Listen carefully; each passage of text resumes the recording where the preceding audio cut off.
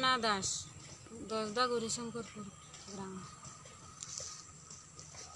13 তারিখে আমরা শ্রীকান্ত দাসের বাড়িতে আমাদের মাননীয় মুখ্যমন্ত্রী আসার কথা ছিল। তখন এটাই শুনিয়াই আমরা খুব আনন্দিত হয়েছি। যাতে অনেক সময় তো টিভির চ্যানেলেও দেখি, কিন্তু আজকে আমরা সরাসরি দেখবো, আমরা খুব মনে আনন্দ জাগছিল। তো তাই নিয়ে আইসে, ঠিক আছে, খুব সুন্দরভাবেই চলছিল। হঠাৎ একজন সাংবাদিক আইসলো, মৃত্যুঞ্জয় শর্মা। তাই নিয়ে কইল, তোমরা তো যে সমস্যাগুলো আছে, আজকে তোমরা ওই সুযোগ যার, আজকে তোমরা মুখ্যমন্ত্রীরে গেরাইয়া ধরো, তাই নিয়ে একটা সুবিধা করিয়া দিয়া যাইব। তাই নিয়ে এই ধরনের কথা টথা হইয়া আমরা উস্কাইয়া দিছে। উস্কাইয়া দিয়া তাই নিয়ে পরে আবার ওই ক্যামেরা করছে, ক্যামেরা করিয়া আবার তাই নিয়ে সোশ্যাল মিডিয়ায় ছাড়ছে।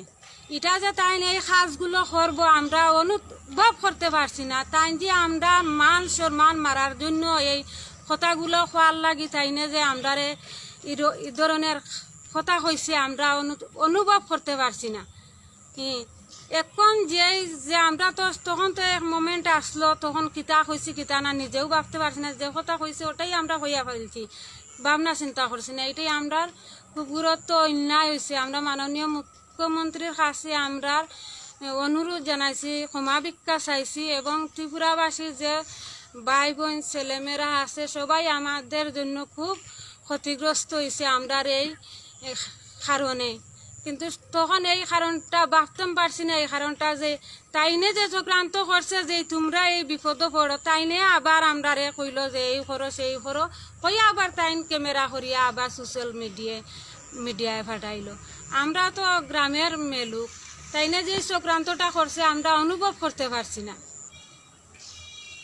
এটা যাতে আমরা মাননীয় মুখ্যমন্ত্রী কাছে তাইনের মেয়ে মনে করি আমার যাতে ক্ষমা ভিক্ষা চাইছি, ক্ষমা দেন যে।